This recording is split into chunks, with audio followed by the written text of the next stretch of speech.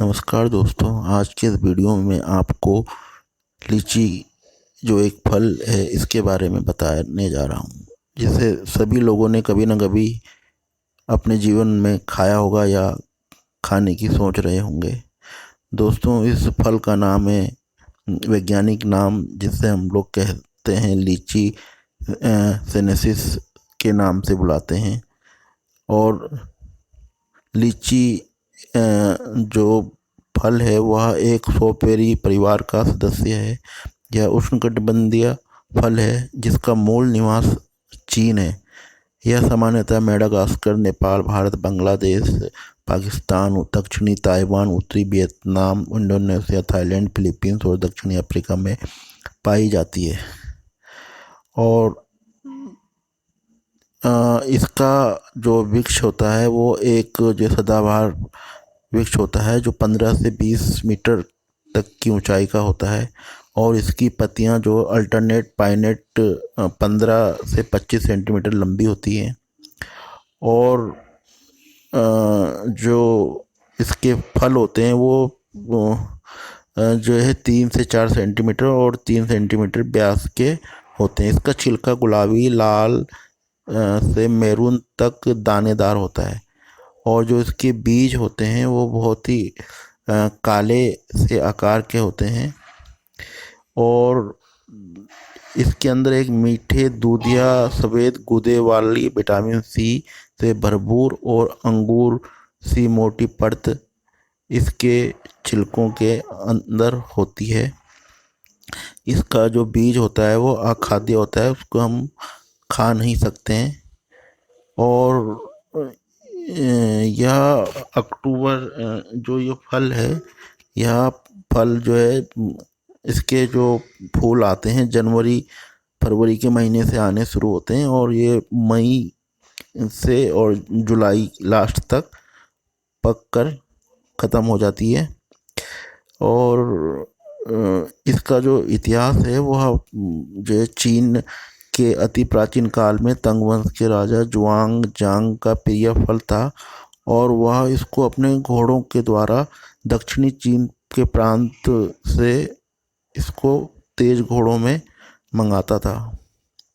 यह 1748 से 1814 के बीच की बात है। 1764 में इसे रियूनियन द्वीप में जोसेफ फैक्टरेट द पाल्मा द्वारा लाया गया था। बाद में ये मेडागास्कर में आई और इसके बाद यह इसका एक प्रमुख उत्पादक देश बन गया। और दोस्तों, ये जो लीची है इसको जो है कई देशों में इसको खेती की जाती है, लेकिन प्रमुखतः ये चीन में ही उगाई जाती है। और इसके साथ ही क्योंकि यह चीन में इसका उगाने में इसका प्रथम स्थान है, इसके बाद भारत का जो है स्थान है। और भारत में बिहार नंबर 1 है और उसके बाद जो है बंगाल का नंबर आता है। देहरादून की भी लीची बहुत फेमस है। और इसकी खेती देहरादून में 1890 से ही प्रचलित है। लेकिन इसको शुरुआत में इतनी ज़्यादा इसको प्रसिद्धि नहीं मिली। 1940 के बाद इसकी लोकप्रियता जोर पकड़ने लगी और देहरादून के हर बगीचे में कम से कम 2 दर्जन भर पेड़ तो होते ही थे। 1970 के करीब देहरादून लीची का प्रमुख उत्पादक बन गया। देहरादून के विकासनगर, नारायणपुर, बसंत विहार, रायपुर, राजपुर रोड, डालन वाले क्षेत्र में इसकी प्रमुखता से खेती की जाती थी। लेकिन जैसे जैसे जनसंख्या बढ़ी और लोगों ने जो अपने बगीचे काटने शुरू किए तो अब यहाँ पर बहुत जितनी ज़्यादा मात्रा में इसकी खेती नहीं की जाती है। और जो हम लोग यह जो फल होता है ये बहुत जल्दी ख़राब होना शुरू हो जाता है। तो हम लोग देखते हैं कि जो बेचने वाले हैं इसकी टहनियों के समेत ही इसको बेचते हैं। तो हमें लगता है कि शायद वो अपना वजन इसका फलों के साथ में उन उन जो उसकी साथ में जो डंडियाँ लगी होती हैं उनको भी बेच रहे हैं, लेकिन वह उनके साथ में यदि लगे होते हैं तो वो जल्दी से ख़राब नहीं होती हैं।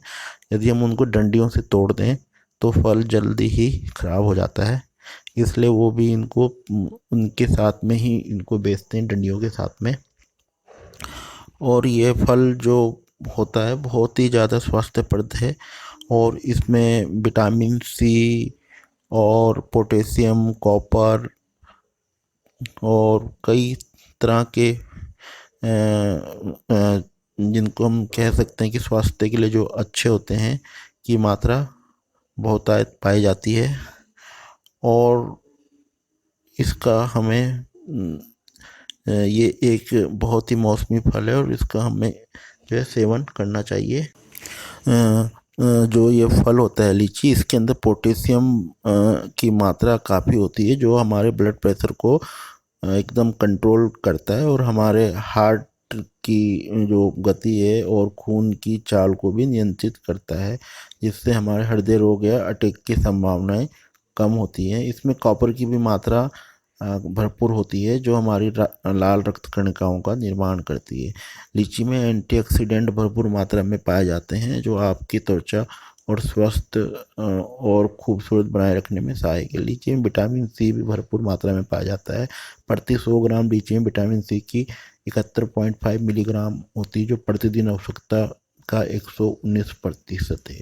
बी कॉम्प्लेक्स और बीटा कैरोटीन से भरपूर लीची फ्री रेडिकल्स से रक्षा करती है, साथ ही मेटाबॉलिज्म को भी नियंत्रित करती है। अर्थराइटिस में भी लीची खाने से लाभ होता है और दमा के मरीजों के लिए लीची बेहद लाभदायक है। इसके अलावा ये रक्त संचार को बेहतर करने में भी सहायक होती है। इसका जो फल है इसमें फाइबर की भी अत्यधिक मात्रा पाई जाती है और वो हमारे पाचन तंत्र को बेहतर बनाने में सहायक होती है। और दोस्तों, इसको जो है हमें जो ज़्यादा मात्रा में नहीं खाना चाहिए। यदि आपको ब्लड शुगर है तो इसकी मात्रा नियंत्रित रखें। दोस्तों, ये वीडियो आपको कैसा लगा प्लीज़ कमेंट करें और शेयर करें, सब्सक्राइब करें। धन्यवाद।